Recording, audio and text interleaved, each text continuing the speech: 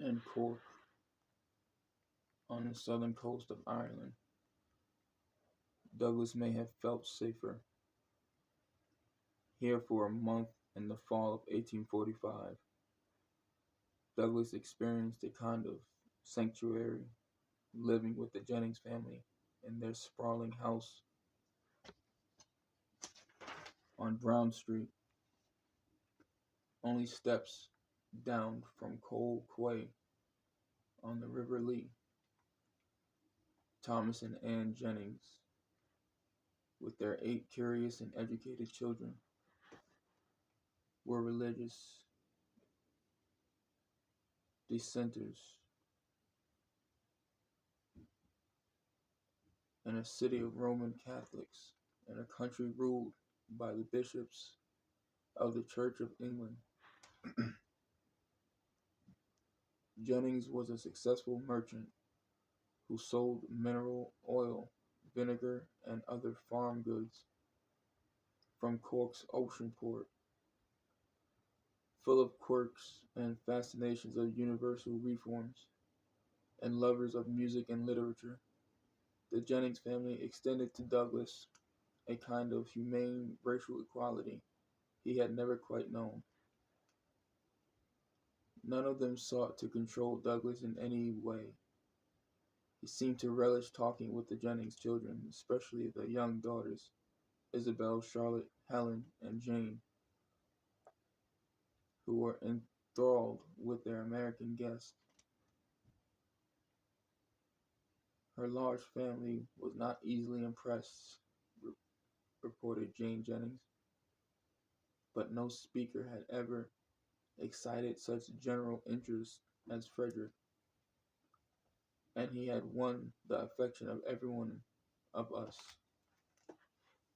Isabel Jennings, in particular, who was secretary of the Cork Ladies Anti-Slavery Society, and who worked assiduously to collect funds and material goods for anti-slavery fairs in America, became Douglass's admirer and advocate. He feels like a friend whom he had long known, she wrote to Chapman in the fall of 1845. And I think before he goes, we will quite understand one another. He is so free in acknowledging when he has been too hasty in judging. Isabel gushed over the stunning man making news in her town and her house. There is an expression of great suffering at times of his countenance which only renders him more interesting. Chapman might have been even further intrigued by Douglass's impact on young Isabel when the Irish girl wrote, "There never was a person who made a greater sensation in Cork amongst all the religious bodies. In private he is greatly to be liked. He has gained friends everywhere he has been. He is indeed a wonderful man. Such a private, welcoming kind of comfort nourished the weary traveler so far from home, and Douglass relished all the adoration from young women, a pattern he would repeat many times in his life, finding emotional support from women of all ages.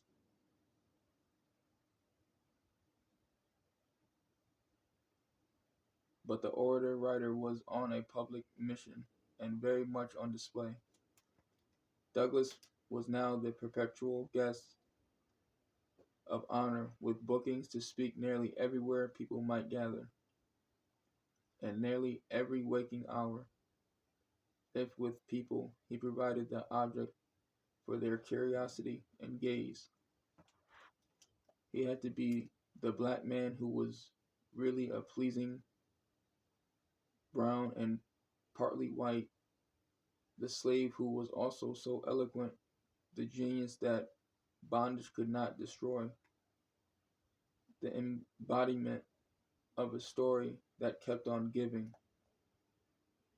A press report of his first speech in court, given at Lloyd's Hotel, demonstrated the exercise scrutiny Douglass faced with his Irish and British audiences, enthralled with his mixed parentage.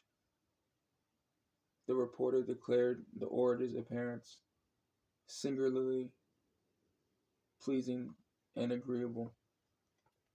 The hue of his face and hands in rather yellow brown or bronze, while there is little, if anything, in his features of that peculiar prominence of lower face, thickness of lips and flatness of nose, which peculiarly characterize the true Negro type.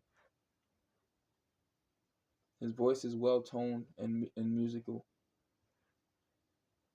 exasperated by these racial characterizations which he encountered almost everywhere. Douglass sometimes snapped back, declaring in a Cork newspaper that they looked like a good advertisement from a slave trader. Such racialized descriptions are hardly surprising in the middle of the 19th century, but such ideas and expectations were part of Douglass's daily encounters, even among friends and admirers. Douglass was not sui generis for the Irish of Cork or other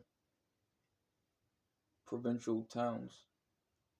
Charles Lennox Rumman had visited before him, but a black American former slave with such mastery of language and physical attractiveness had never landed in their midst before.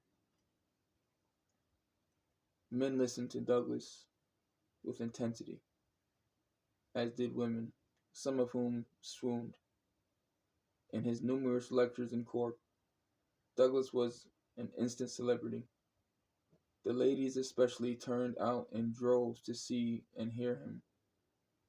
The Cork press observed, "They do as well in Belfast a couple of months later," where one Irish woman abolitionist observed after seeing Douglass, quote, "I am convinced that there is scarcely a lady in Belfast who would not be anxious to join in any means calculated to promote the enfranchisement of the deeply injured Africans."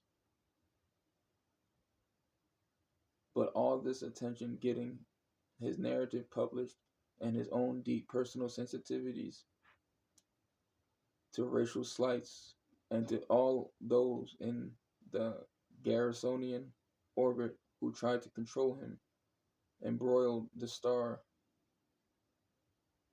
in turbulent personality conflicts.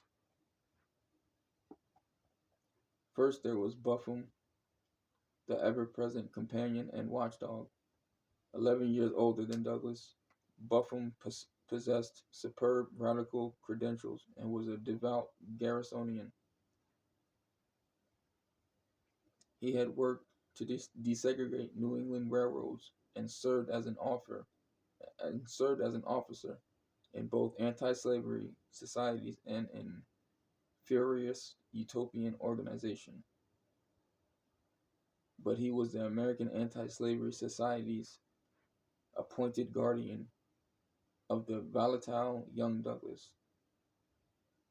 He reported directly to the power behind Garrison's throne, Maria Weston Chapman, who managed the office of the Massachusetts Anti-Slavery Society in Boston, and especially the personal habits and the ideological commitments of Garrisonian lecturers. At meetings, Buffum would usually speak first and only briefly and anecdotally as a setup man for Douglass' performance.